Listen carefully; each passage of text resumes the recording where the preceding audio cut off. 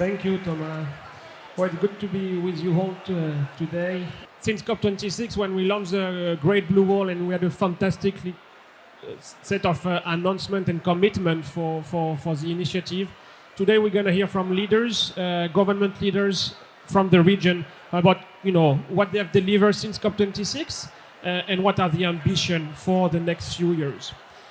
So to start with Razan Al Mubarak, President of the International Union for the Conservation of Nature, and IUCN is a lead organization behind the Great Blue Wall. Razan, the floor is yours. Your Excellencies, ladies and gentlemen, it is indeed my great pleasure to formally open this timely and significant event, graciously hosted by the Government of the Seychelles. Thank you very much. Ladies and gentlemen, the Great Blue Initiative is indeed great. Why? One, it has garnered support from both inside and outside the continent of Africa. Two, it has raised the profile of the plight of our oceans. And three, it's put back energy and faith in international collaboration and cooperation. We're here at COP27, where every headline, where every report announces that climate change is at a tipping point, there's a great urgency for the topic, and that we are running out of time. And there's no other continent, ladies and gentlemen, that understands and recognizes this more than the continent of Africa. A continent that had the least to contribute to the problem, but has the most at stake. And in spite of this unjust reality, decided that action is better than inaction, decided to be bold, decided to be ambitious, and very practically and very pragmatically recognize that oceans are, in fact, our biggest ally in addressing climate change. It is a solution that already exists, and apart from requiring protection, it does not require the level of investment than any man-made solution. The Great Blue Wall Initiative is a perfect illustration of this vision. It is the type of regional multi-stakeholder solution that will truly make a difference by dramatically scaling up and accelerating climate and biodiversity action. The Great Blue Wall Initiative, ladies and gentlemen, is also just as much as an initiative about climate change and biodiversity than it is an initiative about people. People, ladies and gentlemen, ultimately are at the heart of the solutions that we seek. As head of the International Union for the Conservation of Nature, the largest environmental network that comprises more than 1,400 members from the civil society, from governments, that has 18,000 scientists under its realm, is very proud and very privileged to be part of this vision. And we are honored to play a part in supporting the leaders present today in championing the Great Blue Wall Initiative. Thank you very much, ladies and gentlemen, for your attention, and look forward to hearing from the great leaders of this fantastic initiative. Thank you very much.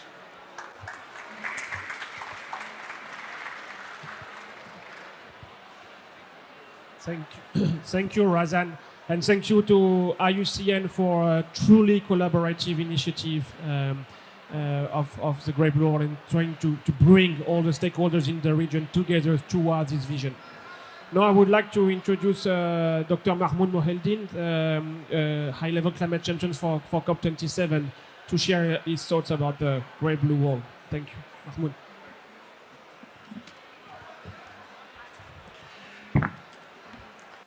Thank you so much. Great to be here, and welcome to Sharm el-Sheikh. Welcome to Egypt, and I hope that you are enjoying the events, the activities, the cities, and what the COP arrangements are providing to you. So I hope that you are all getting what you are after. And in addition to the hard work expected from you all, that you will have time in few minutes or few hours or less to go around and to see Sharm el-Sheikh, especially if this is your first time.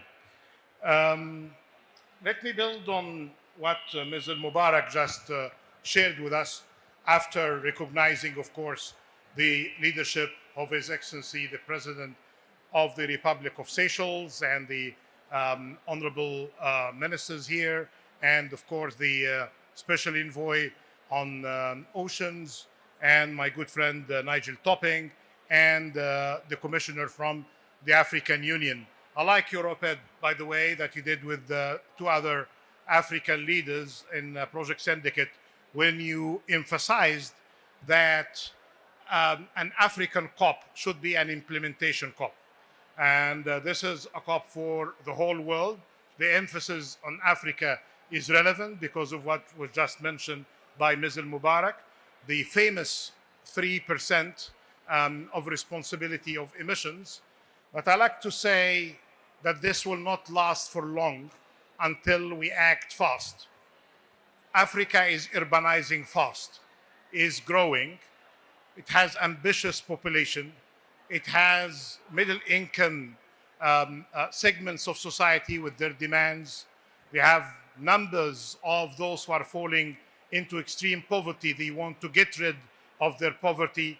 And Africa has people with decent standard of living as well, if measured by income that they need to keep. So that means that more consumption of energy will be coming our way. That will have as well implications on nature if we are not very careful. And we have the choice.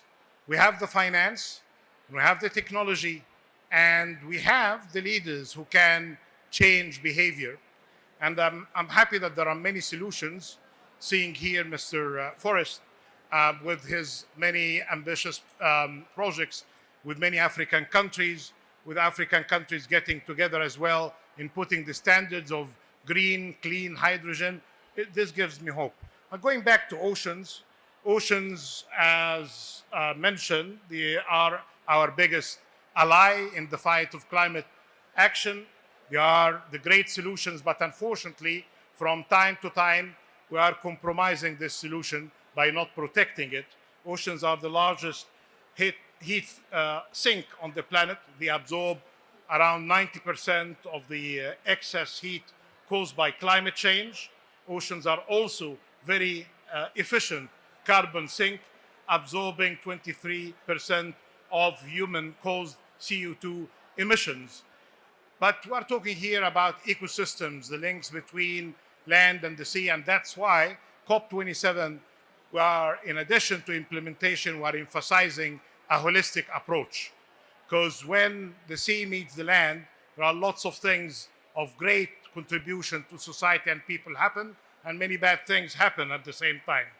We see that the ecosystem that includes mangrove could be a great solution, but in many cases, we destroy that and we don't invest in it adequately.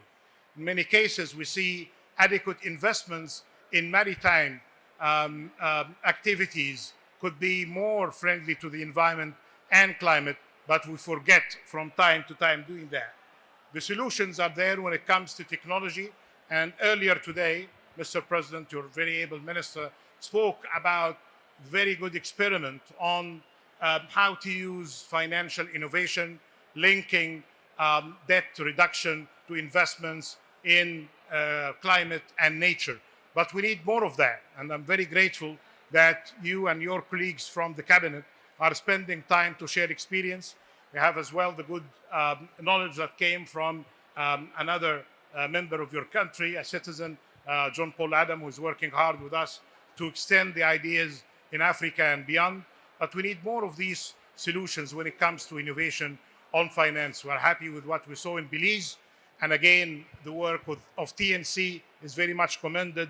And as mentioned in many occasions by my great sister, Maya Motley, in the work that she's doing in Barbados is basically building on the experience that we had in investing and debt reduction mechanisms from Seychelles and Belize and beyond. Our country here is looking to see examples of what we can do, because at the end of the day, the technology, the technical work to protect the sea, to protect the oceans, and the important initiative that was recognized by the United Nations and by very strong endorsement from the Secretary General of the UN during the meetings in Portugal. Nigel was there, and the messages were very clear and strong about we know the problem, we know the solutions. It's a mix of finance, science, and behavioral change. So I'm happy that COP27 is putting biodiversity, matters related to oceans, and part of that is the initiative around the Great Blue Wall, and what we can really be doing more needs really to be articulated in terms of finance and investment. Again, coming just fresh from a very strong discussion with very useful suggestions on managing the transition, I'm happy to share as well from the words of the Secretary General when he said that if there is no just transition, there is no transition whatsoever.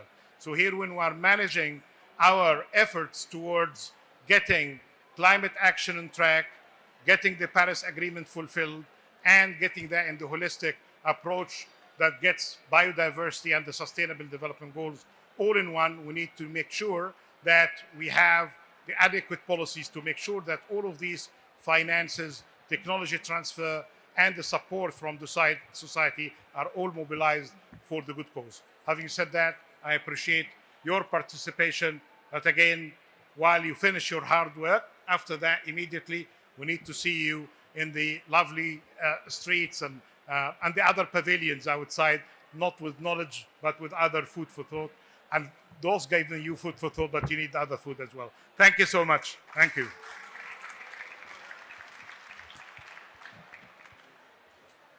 Thank you so much, Mahmoud, and also for sharing your thoughts on finance, which will be a critical next step for the partners and the governments in the region for next year. And we have some very exciting plan shaping up. Now I would like to invite on stage His Excellency Peter Thompson, UN Secretary General Special Envoy for the Ocean, to share his remarks. Evening, everybody. Mr. President, all courtesies observed. Looking at the leadership that's coming out of the West Indian Ocean now, it's very heartening to see it. I was in Seychelles recently for the Ocean Race Summit, and I was very impressed with the ideas that were shared there. The Government of Kenya, of course, was the co-host for the UN Ocean Conference in Lisbon, such a great success, and there was 5 years of hard work that the Government of Kenya put into that very successful conference. I think back to attending the Pro Blue conference in Mozambique, again, a real powerhouse of activity for the ocean. So what is very clear is that the East African countries and the West Indian Ocean countries have realized, I would say, as President Kenyatta said to me, that they've had their backs to the ocean, and the time has come to turn around and really get involved with what the ocean can give the people of Africa. It's wonderful to be here at an African COP. This is an African COP. You can feel it, and it's great that we're having this event because it's really focusing our minds on what the ocean brings to Africa. And that, as I'll say a little bit more about, will be much greater in the future. Look, how are we doing on the ocean? Look, it's good news and bad news. I'll give you the bad news first. My mantra, daily mantra, which is that there's no healthy planet without a healthy ocean, and the ocean's health is measurably in decline. Now, that is not hyperbole. You can take every indice, whether it's overfishing, whether it's acidification, whether it's deoxygenation, whether it's global warming or rising sea levels. The news is all bad. We're going in the wrong direction there. But the good news is that 2022 was actually a good year in us addressing that decline and starting to turn it around. In Nairobi at the UNEA in February, all of us, I mean, a universal consensus decision was made by the nations of this planet that we have to get a binding international treaty to stop the curse of plastic pollution that we have put upon the planet. And those negotiations are now underway in Uruguay, in fact. And they are supposedly going to come up with a robust treaty by the end of next year. And then in June in Geneva, the WTO Ministerial Conference, after 20 years of negotiation and prevarication, finally decided we have to get rid of harmful fisheries subsidies.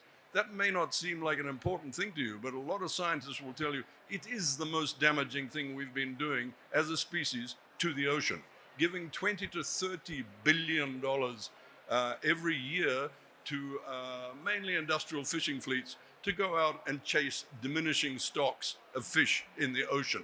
I mean, if that's not madness, tell me what is. So the good news is that decision was taken at the WTO. The work we've got now is that we need 2/3 of the parties to actually deposit their national acceptances with WTO. And we're having a big meeting in the Pacific in about 2 weeks' time that I'll be at to urge the Pacific countries to all get their acceptances in so that that is ratified and becomes law. Then, ocean climate. You know, we've been knocking at this door of the UNFCCC for so long with the ocean, but finally in Glasgow it was accepted that the ocean is an integral part of the solution to our climate crisis. And so the first meeting, in fact, was held in Bonn in June this year, and you will see now that the ocean, both in terms of solution and its own problems, is an integral part of what's happening at UNFCCC. And then, of course, we had the UN Ocean Conference, as I mentioned, in Lisbon. So this is all positive stuff. The BB&J, I know a few of you are thinking, well, we didn't get that BB&J done, the High Seas Treaty, but it will happen early next year, and that'll lead to robust governance of the high seas. Now, there's two other meetings that are really important coming up. One is this one here. And this one here, as far as the ocean is concerned, really is about finance. And I know that's what Africa is interested in as well. Where is the promised finance? And that's about restoring trust also between developed and developing countries, because we've been promised that those funds, I say we because I'm from a developing country in Fiji, we've been promised those funds. Where are they? And the other, perhaps most important meeting of the year is the CBD COP15 in Montreal, where if things go right, and I believe they will because over 100 countries are now supporting this, 30 by 30, 30% of the planet to be protected by 2030. This is absolutely essential business. It's about stopping the massive extinction of species, which is going to happen if we don't protect that 30%. So that will be followed up in terms of that positive decision, which I believe will be taken by the Impact 5 conference in Vancouver in February, where we will actually put some teeth and some practical ideas into place to achieve that 30 by 30. So all in all, as I say, it's been a good year, and let's celebrate our victories, but take it with salt, because as I said before, the indices are otherwise are still going downwards. So in conclusion, I would just like to highlight again that the sustainable blue economy, of which Seychelles is such an active player, is the future of mankind. Whether it's food and nutrition, or whether it's the health with the end of the antibiotic age and us looking for new pharmaceuticals, it's the ocean. Whether it's energy, renewable energy, the replacement of oil by all the energy that the ocean has got there through wind and tide and wave. That is our future on this planet. So everybody, you look after the ocean and it'll look after you. Thank you very much.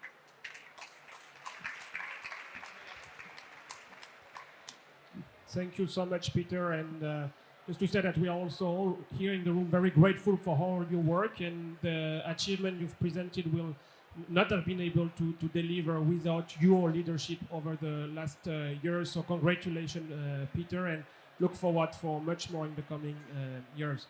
Now it's time to turn to leaders on the continent to discuss about the Great Blue Wall, and would like to invite the host of today's event, the President of Seychelles, President Ram Kalawan. Please, the floor is yours.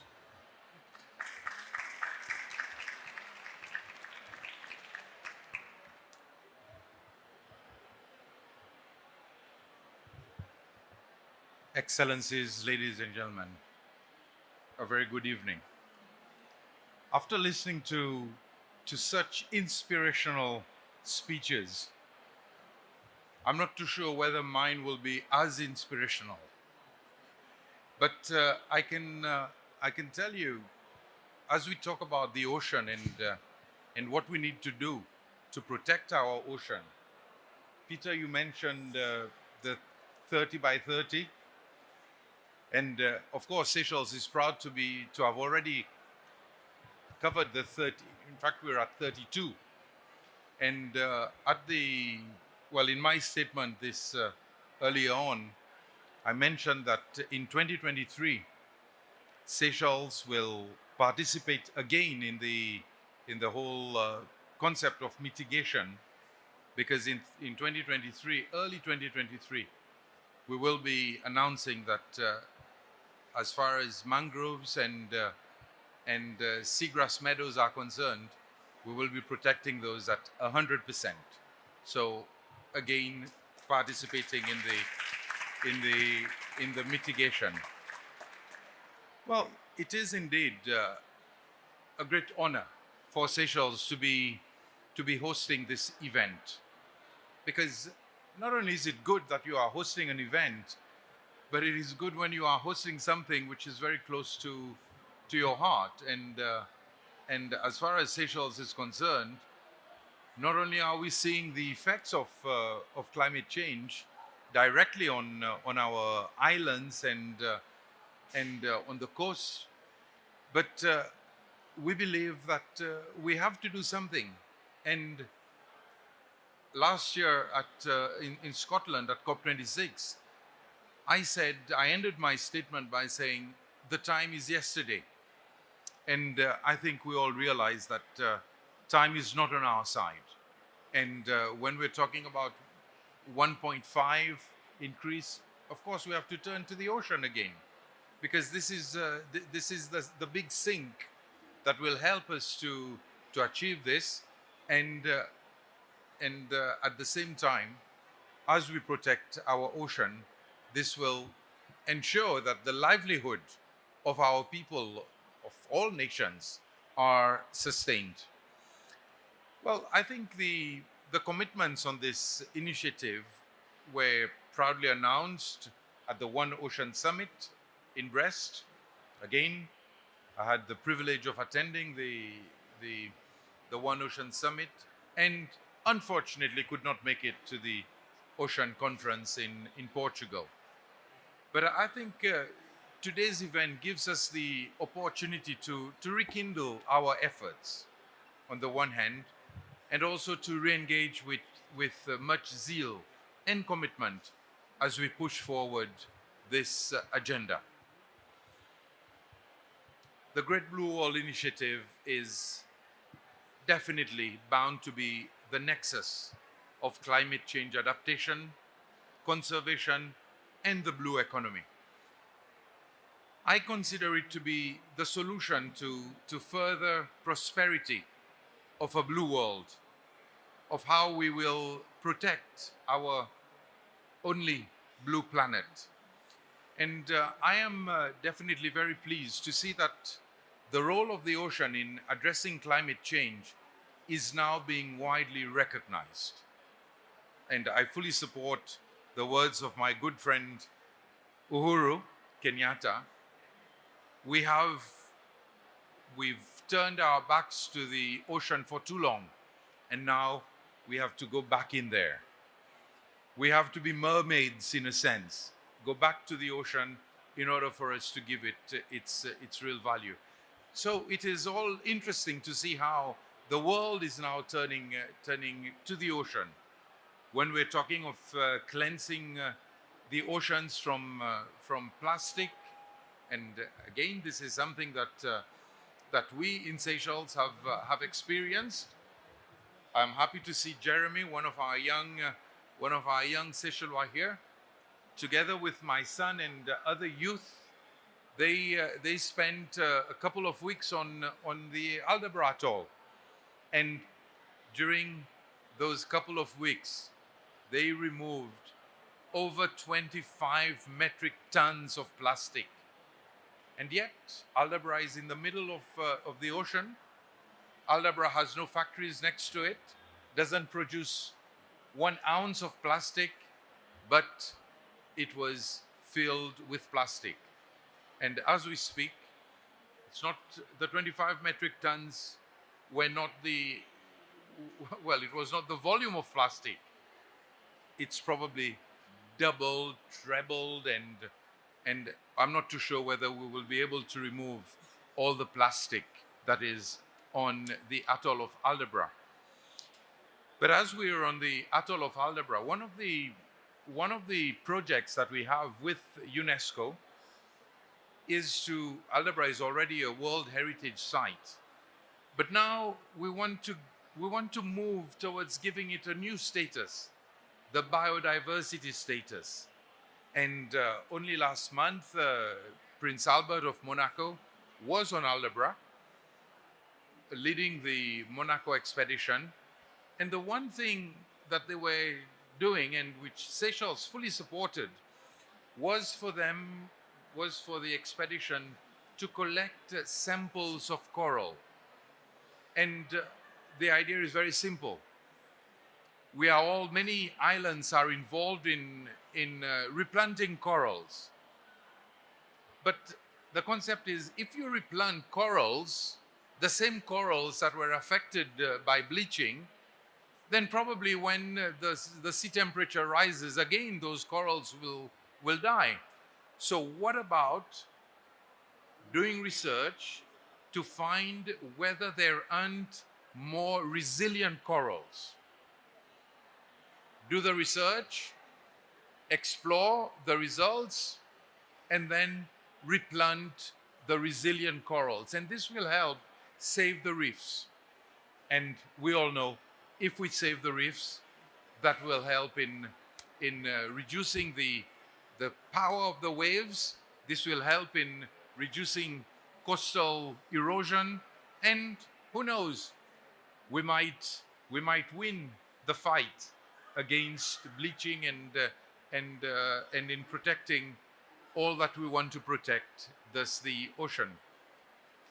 But of course, all of us who are here are advocates, promoters, and leaders in our own way in this blue space. And therefore, we have to take on the challenge. And the one thing, as I say, we cannot take the challenge alone. It's got to be a collective effort. And thus, when we had the race in Seychelles to save the ocean race, we were talking about the one ocean. Let us stop talking about the Indian Ocean, the Pacific Ocean, the Atlantic Ocean, but let's talk about the one ocean. And it's that one ocean that we have to protect. And therefore, yes, we're talking about the Indian Ocean, and specifically in terms of the Great Blue Wall, but by doing something in the Western Indian Ocean, we will obviously be doing other things to save, be it the Atlantic, be it the Pacific, be it the other oceans. So we have to come together. There's no two way about it. And the ocean is now recognized as the source of food for humanity. And we have to save this ocean, this one ocean. We have to explore it to know exactly what it will give us.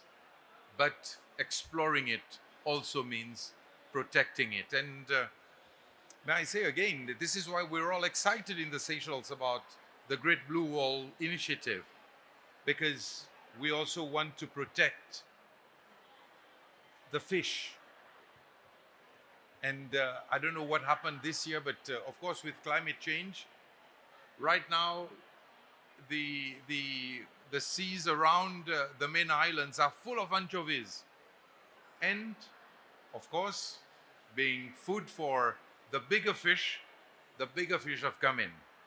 But because Seychelles is very serious about protecting, especially the yellowfin tuna, we have seen now that a lot of tuna fishing vessels have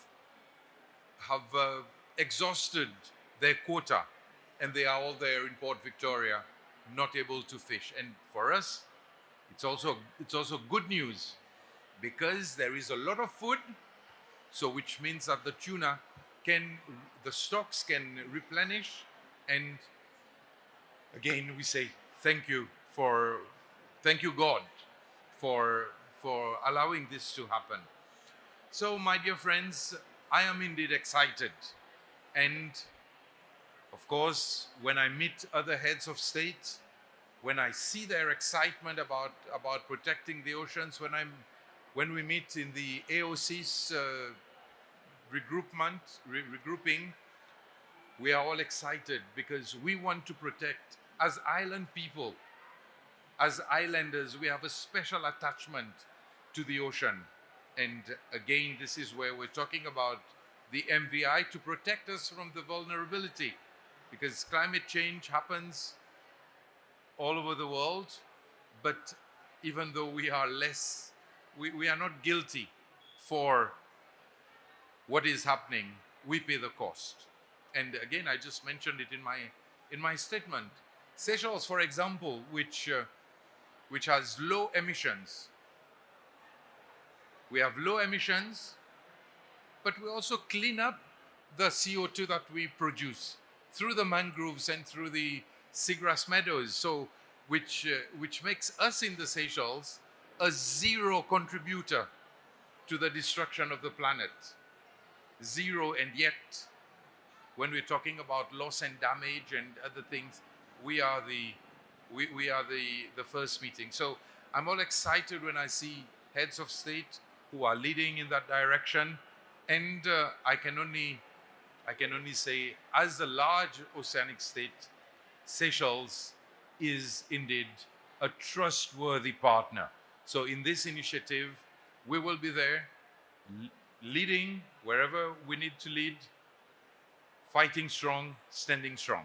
So all of us are in it together, and let's do it together. Thank you.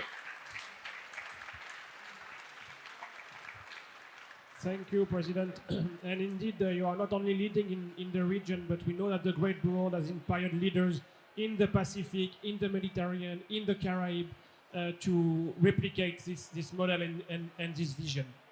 And now I would like to give the floor to my good colleague Nassim Ullman from UNECA, who will moderate the next panel. Thank you very much, Nias. Good afternoon, everyone. So we move to the second panel, after this very inspiring remarks by His Excellency the President Kalawan. So now it's about leadership, commitment, and implementation. So let me start by calling Her Excellency the Commissioner Josefa Sako from the African Union, the Commissioner of Rural Economy and Agriculture of the African Union Commission, to share with us some remarks. Commissioner.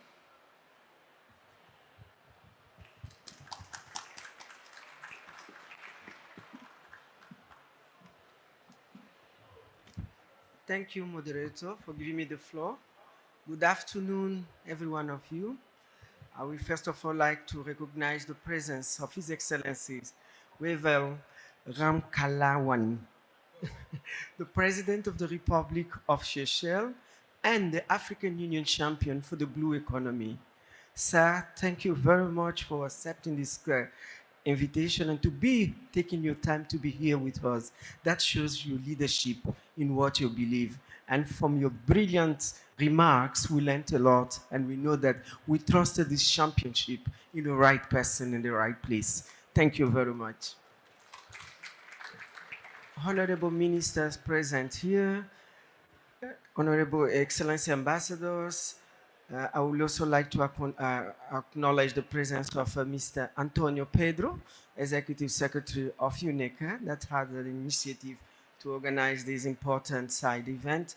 The high-level champions present here, envoys and representatives, ladies and gentlemen, all distinguished participants, all protocol duly observed. I'm very pleased to address this high-level event on the Great Blue Wall Initiative. In African Union, our head of states also adopted in 2006 the Great Green Wall. So I think that inspired, the islands and the coastal to do something also to preserve these important parts of our planet, which is the seas and the oceans. I bring you greetings from His Excellency Musa Faki Mohammed, Chairperson of the African Union Commission, who is here, but due to his own agenda, he could not join, so I came to represent him. At the outset, allow me to congratulate the organizers of their leadership, the leadership to this important initiative. Because when we started the COP, we said we don't want talk, we want to showcase. And this is really an initiative that we are showing case because we want to implement. We know everything, like President said. We know everything, we know the problem, we know the solution. Let's tackle it, let's address, let us mobilize more resources in order to start implementation, because this COP is a COP of implementation, action, action, action, implementation, implementation, implementation. So we really need to be bold and tell the global north that here we are talking about real programs, because when we go to the Green Fund or the Global Fund for Environment, they tell us we don't have bankable project. This is a bankable project. So let us buy in, this important initiative that Africa needs so that we are really contributing in the global reduction of emission on our continent. The Great Blue Wall is an African-led initiative which speaks to the African Union's ethos of, which speaks to the African Union's ethos that says African solution to African problem, made in Africa. And we are inspired by the evolution of this initiative in such a short span of time that, we are really doing some action and bringing it to Sharm el-Sheikh to showcase that we have an initiative and we will need support for that. I'm fully committed, Excellency President, that we are going to mobilize funds so that we can implement it, because I was in your country and I saw how determined you are in terms of innovation, in terms of conservation. So really, we are going to work together. Our oceans and seas are at the heart of the climate debate in African Union. As you can know, with the reform process, the African Union leaders, head of state and government, they put a department of blue economy. We didn't have it. Is to show you how important the blue economy is inside the policy and strategy of African Union. So we are really working now to look at how we can untap the potential of this important sector of our economy that God blessed us, because we have 38 countries in Africa that are coastal. This is really, a potential we have, and we need to create jobs for our youth. We need to create jobs and empower women in the fishery sector. This is very important. That's why I wanted to really, support it. As the world largest, like it was already said, that oceans are the world largest carbon sink. Our oceans absorb, it was already said, 90%, but it's good when you're talking and talk facts and you talk really science. 90% of the heat from global emission and up to 30% of the CO2 emission. It is also one of the world's most important repository of biodiversity, which is significant considering that will soon be heading to the CDB. It was saying CDB COP in December.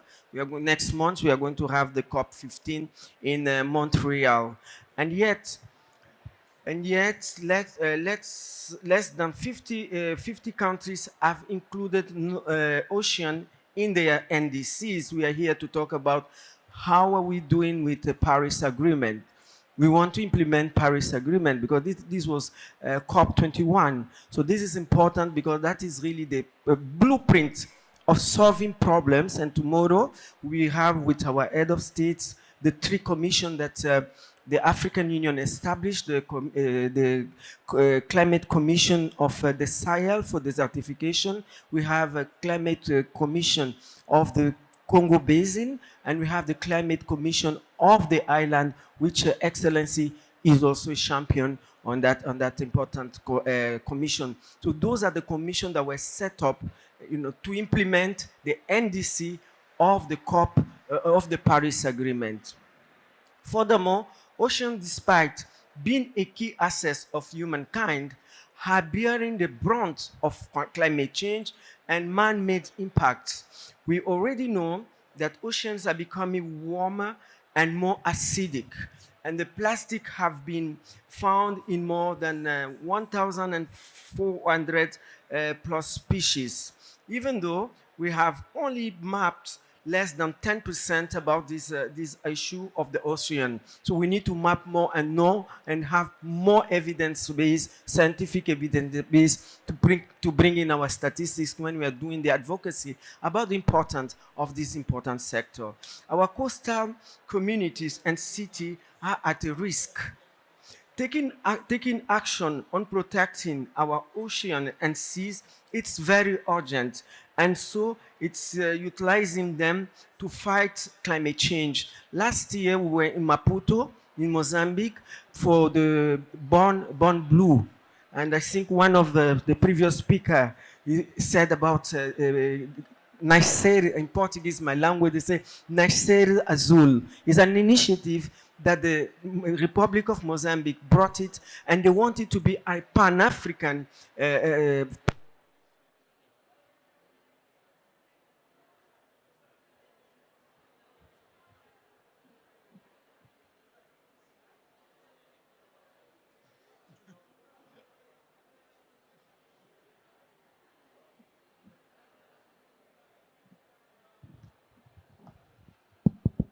Hello? So we want this Nascer Bleu, Blue, to become a Pan-African initiative so that every 2 years, we organize it 2 years, every 2 years we meet, we have a platform with all the stakeholders because it was a very huge meeting that we had in Mozambique last year. And every year we should come on board and then start doing this type of mini COPs in this special thematic. So we are negotiating with the Mozambican government so that we will be adopted in our STC, the STC, the Special Technical Committee of Ministers, so that we will have it as one of the Pan-African initiative for this implementing mostly the blue economy problematic. Furthermore, ocean, despite in Africa, especially our ocean and seas, are an important source of livelihood, food security and nutrients, especially the animal protein from the seafood, which is critical for the coastal community reliance in fishery. It is also one of the main repository that I say of biodiversity. 38 out of 55 African member states have direct access to the sea or ocean. The African Union is proud to have acknowledged the importance of protecting and unlocking the potential of the marine resource by expanding our institutional mandate to include the blue economy, and it is a matter of priority for us to support the growing of African leadership on ocean matters. For this reason, we welcome the Great Blue Wall Initiative and stand ready to support the African model for conservation, restoration, and nature-based creation of livelihood of coastal community. Our culture, in our culture, we believe in Ubuntu. We always say that if we want to go fast, go alone. But if you want to go far, go together.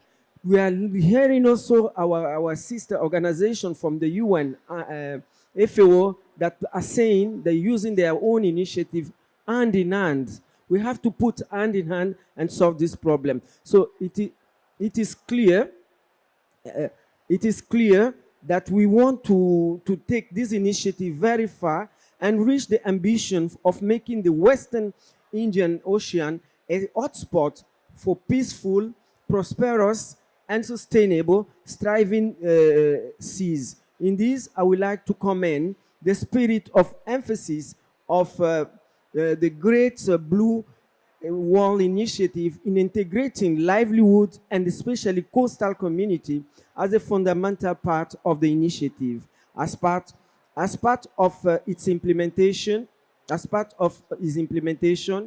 of the African Blue Economy Strategy, the African Union has engaged in rural women, women in science, young entrepreneurs, and various stakeholders from the continent who have stated in a very clear term that the time for Africa to benefit from its ocean is now. We believe that the Great Blue Wall Initiative provides such pathway to for these stakeholders to amplify their voice and contribute positively to the SDG 14. We therefore call upon partners to endow the GBWI with the necessary resources and investment that is merit with technical expertise and with potential support. We also call upon a whole of the society engagement with the GBWI bringing together policymakers, private sector, and also science, academia, and special grassroots, women, youth, and the community. We have no doubt that the GBWI is a model to be proud of. It will be remiss of me not to draw a parallel of the African Union flagship program, which I said at the beginning of my statement, the Great Green Wall Initiative, which inspired the naming of the Great Blue Wall Initiative. The Great Green Wall Initiative has started out of the groundbreaking project of combined nature positive solution to the climate and livelihood while addressing issues of land degradation, stabilization in situation of conflict, and community-based ownership of conservation. Now it has expanded to other regions of the continent. It started in the Sahel. Now the southern region, we have a project on the Great Green Wall due to the good results that came out because family came back to their origin, to their place of origin in the Sahel. Now it is expanded to the other region of the continent and is breaking ground in multiple sectors. It is my sincere hope that the Great Blue Wall should do the same. I would like to reiterate our support as African Union Commission for this initiative, and I thank you very much. Merci beaucoup, shukran. Muito obrigada, asante sana. Muitas gracias.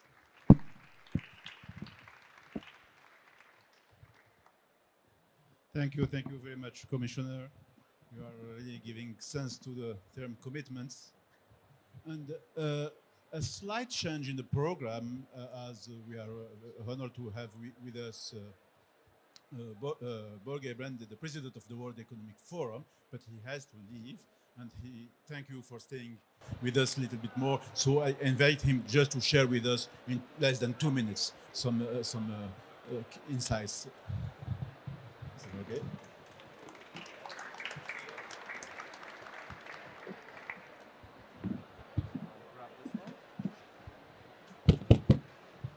Excellencies, ladies and gentlemen, in the African spirit, I will then add all protocol observed. thank you for this consequential initiative on the blue economy. I think this COP will not only make necessary momentum into financing, but I hope we can follow up what we achieve also under Ambassador Thompson's leadership on the blue economy in Glasgow. Because as was underlined, the blue economy is really a solution. The cost of inaction far exceeds the cost of action when it comes to saving our oceans. And as we all know, the oceans is the solution because they are really taking care of what the mess we have developed. With our planet is on fire and the ocean takes 30% of the CO2 as a sink, and it takes almost 90% of the heat that we have created. But there are limits for what the ocean can absorb, and we are there at the tipping point. So, together with you, also the business community here, with Andrew Forrest and other leaders, and with the political leaders here, Mr. President, and others, we'll make sure that in the run-up also to COP28 in UAE, we'll make sure that the blue economy is on the agenda, and we'll make sure that the oceans will also be taken care of, and that we have the business community to take more responsibility for oceans in the years to come. We have CEOs that have committed to net zero by 2050. We have CEOs that have committed to net zero by 2040. But now we have to have a coalition of business leaders committing to clear targets when it comes to emissions and when it comes to the blue economy and the oceans. Thank you very much.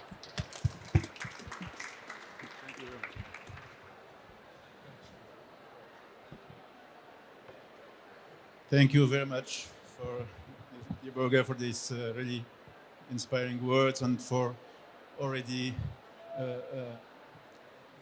bringing us to the next COP. So we have a lot to do from now to the next COP on the blue economy. So let's also be inspired by him on the speeches. So let me call now His Excellency the Governor Otichilo from Kenya to share with us what is already happening in Kenya. Governor.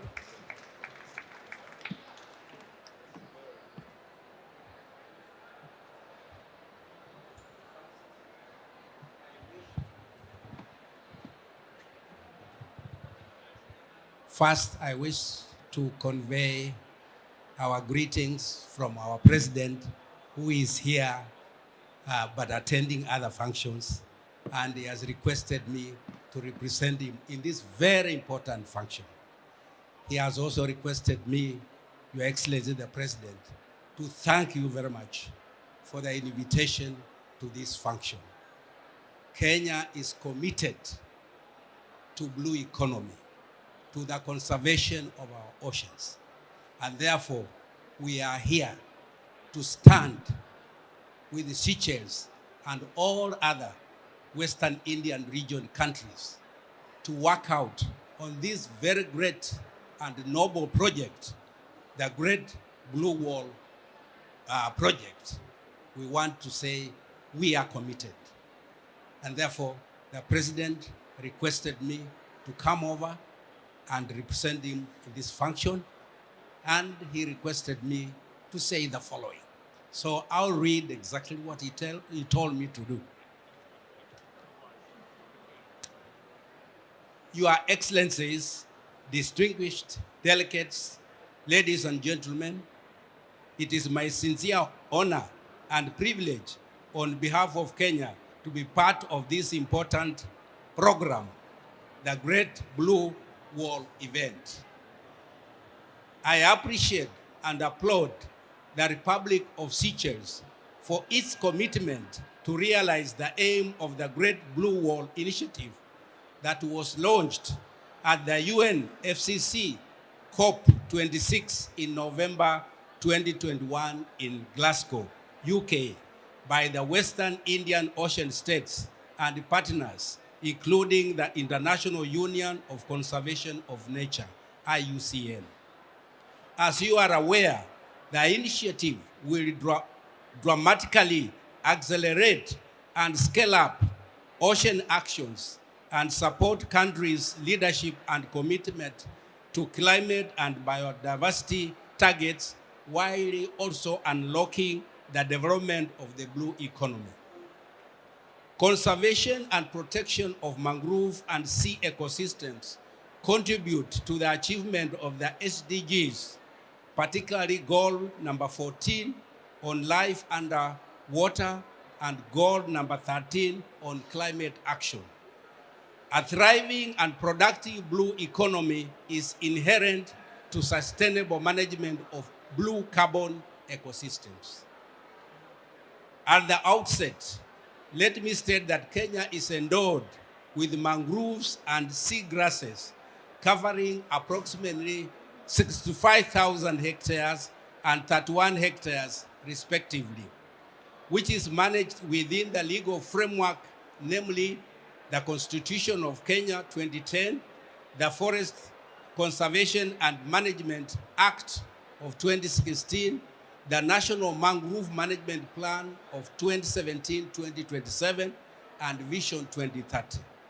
As you are aware, the blue economy is a multifaceted sector, and all other sectors of the economy are either directly or indirectly linked. Given the wide array and complex nature of the sector, the management and development of the blue economy sector requires support, cooperation, and collaboration of many players at both different national and regional levels. Indeed, Excellencies, ladies and gentlemen, Kenya's commitment to the UN Decade of Ecosystems Restoration is firm. The country is finalizing the National Blue Economy Strategy, development and review of policies, strategies, regulations, and management plans relating to fisheries and allied marine resources management, and the enhancement of conservation and management strategies that support the protection of marine ecosystems. Further, the strengthening of the governance of community structures in participatory resource management of freshwater, coastal, and marine ecosystems, including community forest association and beach management units, is at the core of our development agenda. I want to confirm that Kenya is creating an enabling environment for private sector investment in the blue economy and financing the blue economy sector to support the conservation of the marine mangrove ecosystem that will deliver the preservation of the genetic material of threatened marine species. Excellencies, ladies and gentlemen, that Kenya will still be relied upon to drive the agenda for better management of seascapes, for improved ecosystem functioning and improved livelihoods. To this end, it is important for countries, including Kenya, to determine the value of its mangrove forests, seagrass distribution, coverage, and species composition, support coral relief restoration initiatives, harness the mitigation and adaptation benefits of sustainable blue economy, including payment for ecosystem services programs.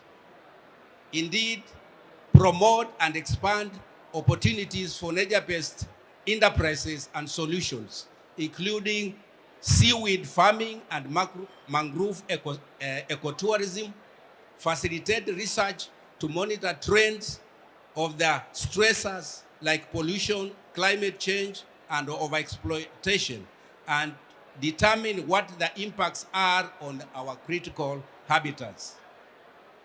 Your Excellencies, ladies and gentlemen, Kenya is ready to provide leadership on the Great Blue Wall Initiative and to firmly impede this in its coastal and marine conservation program.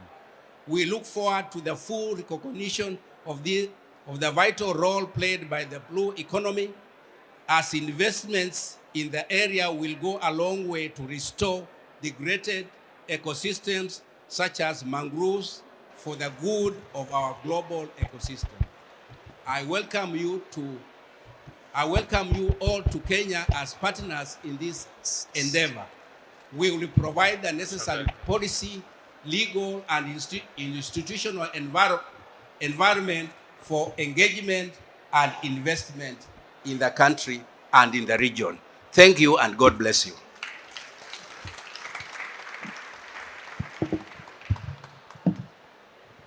Thank you very much, Honorable Governor. So let me call now, representing His Excellency the Minister, Maibazi, the Minister of Land and Environment of Mozambique. Let me call Madame Jadwiga Masinga, who is the Director of Climate Change of the Republic of Mozambique.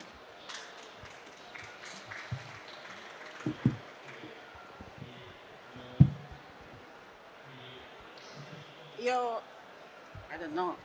Okay? No, it's okay. Your Excellencies, thank you very much for this opportunity. Okay. Maybe I will start. Your Excellencies, all protocol observed. I'm here in behalf of Mozambique and especially of Minister of Land and Environment. My minister, she has got other commitments, but because she found this initiative very important for our country, which has got more than 2,700 of coast. So we are really very interested in being a part of this very good initiative. We think that participation in this event, in general, in the debate, commitments and partnership opportunities that the COP27 and the Great Blue Wall may bring to Mozambique, to our region, and to global biodiversity, climate and resilience commitments are very important.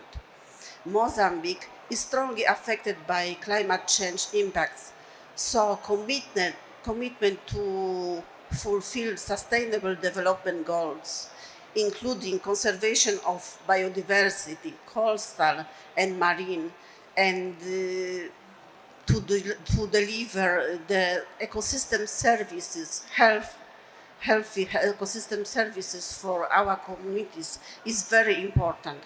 Our commitment can be seen in our government 5-year plan, in our legal instruments, and our plans like National Territorial Development Plan, which includes 12 miles of territorial sea.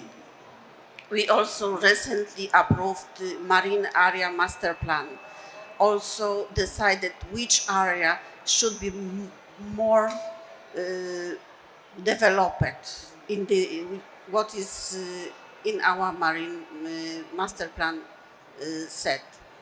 We also should mention that we have strategy and investment plans for the conservation of biological diversity, for national adaptation, and for the blue economy, which all guide us in the development of projects and partnership for investment on the territorial development. We would like to thank IUCN and other partners for the support which is aligned with our priorities. We reaffirm as a country our commitment to implement the required instruments and financing for the Pemba-Kirimba seascape, as well for the Inyambane area protected landscape, which has got very beautiful and rich in biodiversity by Bazaru archipelago. We reaffirm through these actions our engagement with our regional peers through the transfrontier conservation efforts and commitments, and our support to the Great Blue Wall Initiative, from which we expect to have more cooperation, strengthened resource mobilization, partners coordination for the achievement of our national and global commitments. We have been together with the Great Blue Wall since last year at the Marseille Congress, where it supported the launching. We continue together and we look forward to its materialization and support. We also count on this initiative for the successful implementation of the projects aiming at the restoration and conservation of the oceans, coastal area and conservation areas, including and above all, providing better sustainable livelihoods and new income for the population who live in the coastal area. The sustainability of conservation areas, key biodiversity areas, sustainable territorial management implies the inclusion and equitable participation of the communities who live there. Mozambique has adopted and implements conservation programs based on this approach of community integration and participation, with a perspective on including young people and women. It is also expected that this inclusion contributes to better livelihoods and improving production and nutrition systems. We count with this initiative and the coming opportunities, and we hope that this event and the COP27 result in strengthening the ties between ocean nations. Thank you very much.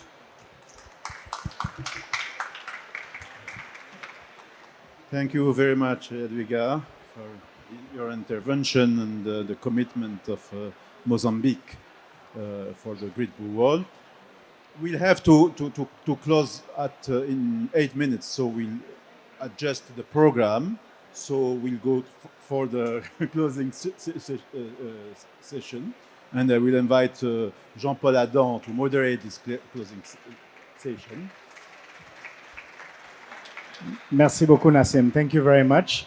Mr. President and dear colleagues, thank you very much for your patience, and we'll be going directly for the closing session.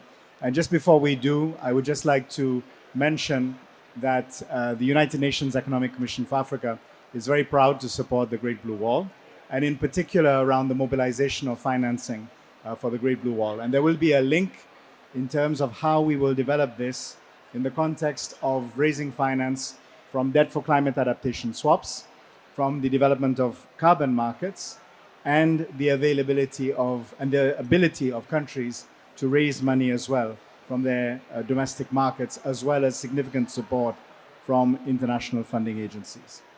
So I would now like to invite first Mr. Nigel Topping, the UNFCCC High-Level Climate Champion, to share with us a few closing remarks. Thank you.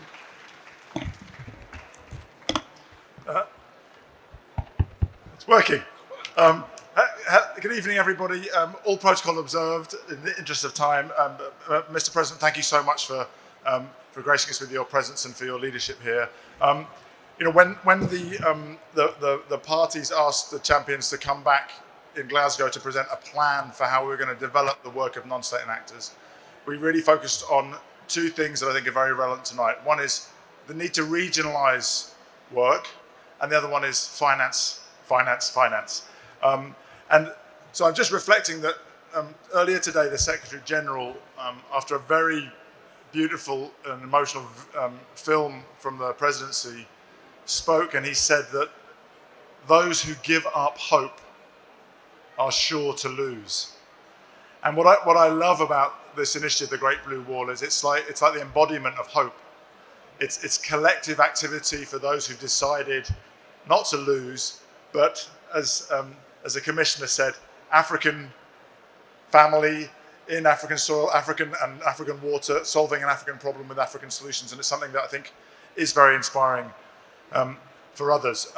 It's becoming one of a whole series of regional initiatives which we're excited to see emerging, especially now that as the high-level champions we've been able to build our work in Africa under the leadership of Bokolo Kenawendo, our sister from Botswana. So we have the Great Green Wall, the Commissioner mentioned, the Great Blue Wall. We now have the African Green Hydrogen Alliance, AFR 100, of course, with 32 countries. African Climate Markets Initiative going to be launched here. The Nairobi Declaration on Insurance. So I think it's really exciting to see so many regional initiatives with multiple countries and other non-state actors, businesses, NGOs, as appropriate.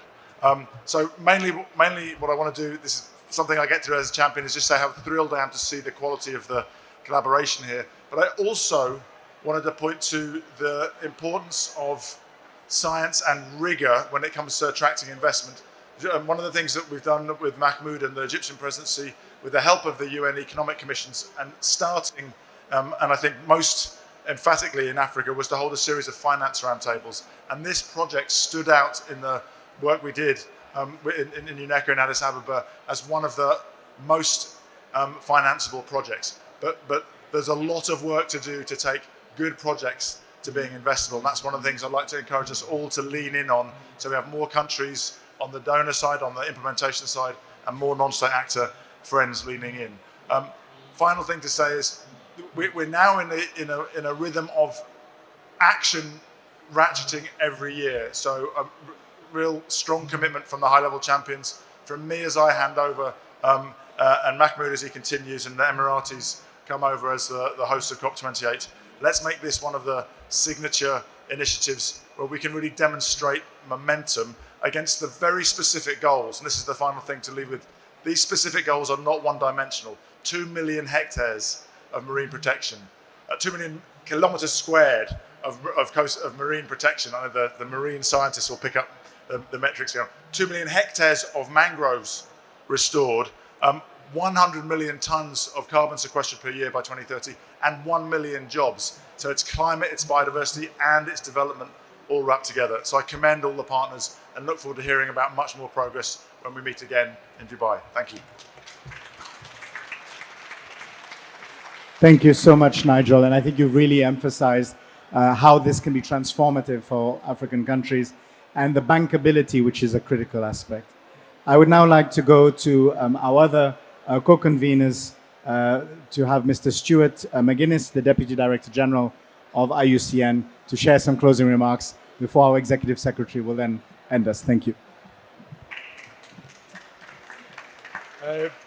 Thank you very much. Nigel's actually said quite a lot that I was going to say, so I think, again, I just want to reinforce this. I find this exceedingly inspiring, real hope. It's hope born out of urgency that these are countries that are actually already experiencing, as you all too well know, the impacts of climate change. But I think the very fact is that there is action happening on the ground. Far, far too often we hear it's going to take too long, or there's a lot of ambition but there's not enough progress. But I just wanted us just to take stock on this for 1 minute. In September last year, I had the privilege of moderating a panel with many of the representatives from West African states to test the idea with other partners. By November, we had launched the Great Blue Wall. But then after that, we moved, and there was this feeling, well, how long will it take to actually get things moving? We've talked about the great work of the Great Green Wall. We also noted it took the Great Green Wall 30 years to grow legs to actually move. How long could we actually how long would it take us to get things moving? Well, by February, UNECA, the parties to UNECA had endorsed the idea. They said we want to run with it. And then in June, we had leadership from Mozambique and from Tanzania announcing 2 significant seascape protected areas, the northern Mozambique seascape and the Tanga Pemba seascape. We've had 50 projects. In that time, 50 projects have now been aligned. Do I need to stand back, or is it my Irish intonations that have 50 projects have now been aligned with the 3 pillars: protection, restoration, blue economy. And then most recently, we've now got 12 million new projects coming in from France, Ireland and Germany. And this is just a start. It's just a start.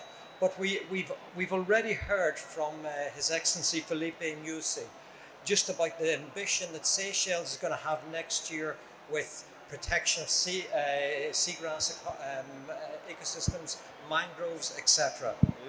So IUCN is really delighted. We're happy that we've been mandated to establish a secretariat, and we work with UNECA on that. And I want to guarantee our complete commitment. I also wanted to pick up on one point that Nigel said. This needs to be science-led. We need to ensure that this is informed by the very best science. And so I'm really pleased to say that we are going to prioritise the mapping and assessment of critical coastal ecosystems in the Western Indian Ocean, so that we can identify the risks of ecosystem collapse for prioritisation. In conclusion, I want to look forward to where we might be in COP28. We want to see more partners. We certainly want to see more resources. But one other thing I do think it's very important to highlight, we need to see more integration. We need to be able to move ahead. Instead of trying to solve one problem at a time, there's no time left. We now need to start to be able to have solutions and packages of solutions that can deal with jobs, that can deal with biodiversity loss, that can deal with climate change. It's okay, I'm almost finished anyway. And I really do believe one of the things we've got is nature-based solutions. Nature-based solutions is a framework now that allows us to drive forward with economic well-being for local communities, for biodiversity conservation, for addressing climate action, and both in terms of mitigation and adaptation. And one thing I would really hope that we will see coming away from this COP is that nature-based solutions is formally recognised in the outcomes of this COP, so that we can actually really start to give ourselves a framework to continue to drive forward with the real ambition and with the real action that's already on the ground with the Great Blue Wall. Thank you very, very much.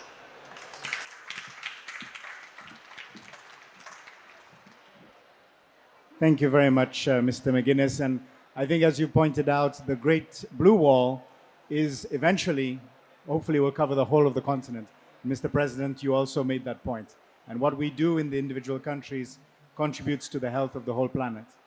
I would now have the great pleasure to invite the Executive Secretary of the United Nations Economic Commission for Africa, Mr. Antonio Pedro, to deliver closing remarks, and as the last speaker. Thank you very much. Thank you very much.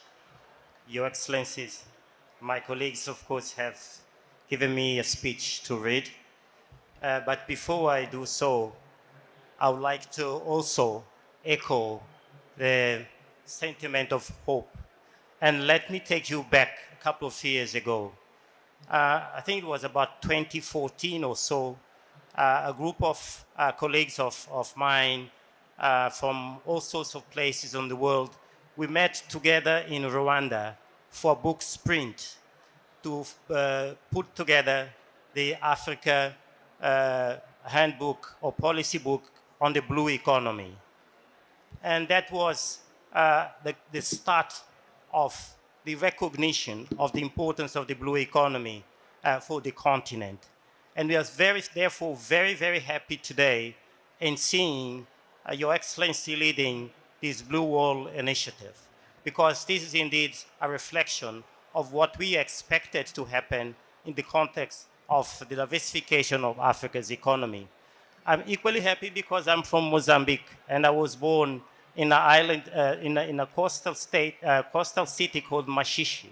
So blue economy is at the core of what we believe in Mozambique. We have one of the best prawns in the world, and I have disputes a couple of colleagues. So, Your Excellencies, ladies and gentlemen, this is essentially to thank you for your support in making this project a reality. As Nigel said earlier, it's really about now moving from the demonstration of what is possible to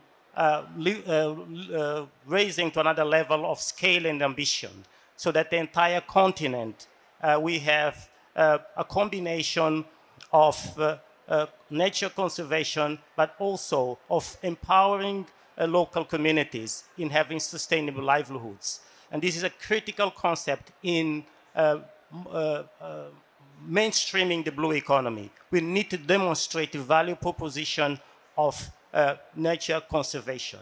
And this example of the blue economy is indeed an intersection of an effort to support nature conservation and realizing sustainable livelihoods in coastal communities.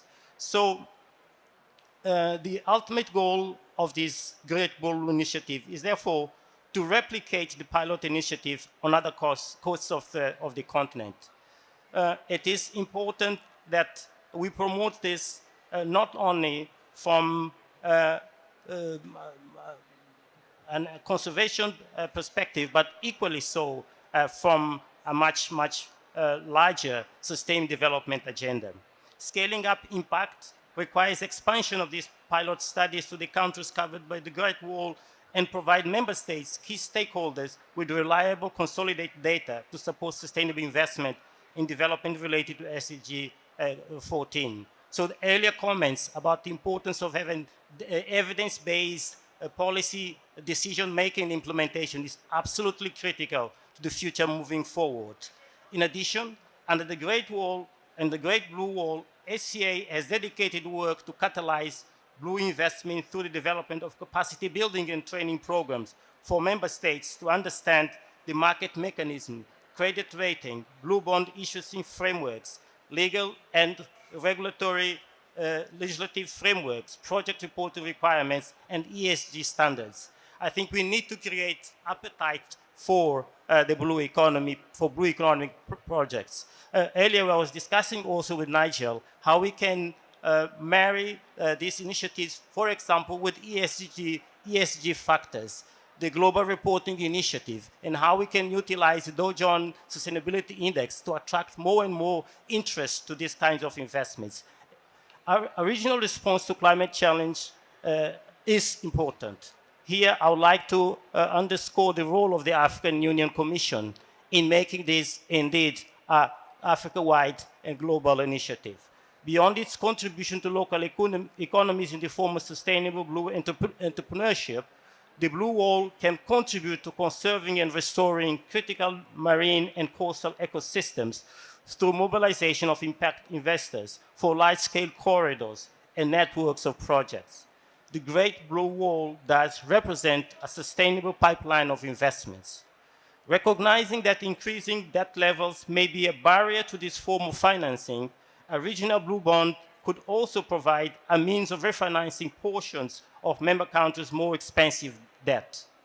New bond issuances that both refinance all the expensive debt and provide new liquidity can provide the framework for larger scale debt for climate conversions and thereby address some of the concerns of high individual transaction costs. Scaling up existing projects from the national level to the East African regional level first and to the continental level afterwards represents a game changer. It provides a framework to channel investments into conservation and creation of livelihoods, as I indicated earlier. It can provide predictable flows of investment into coastal protection. Most important of all, it can change the lives of people living in coastal communities. And this is the type of intervention that matters most, people-centered investments.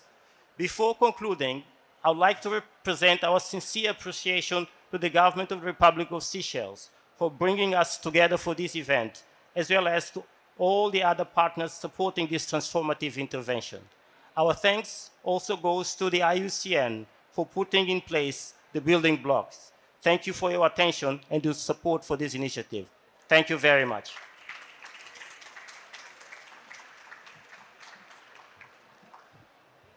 Thank you very much, ES. We will continue to fight on who has the best fish. Being from Seychelles myself. Mr. President, merci beaucoup. Thank you very much. Thank you very much, everyone. Wish you all a very good evening. I would just like to invite the President, our Executive Secretary, Commissioner Sacco, the Minister, to take a photograph, and Governor, please. We can have a very quick photograph before you leave. And thank you to all the audience members in person and online. Thank you so much. Please.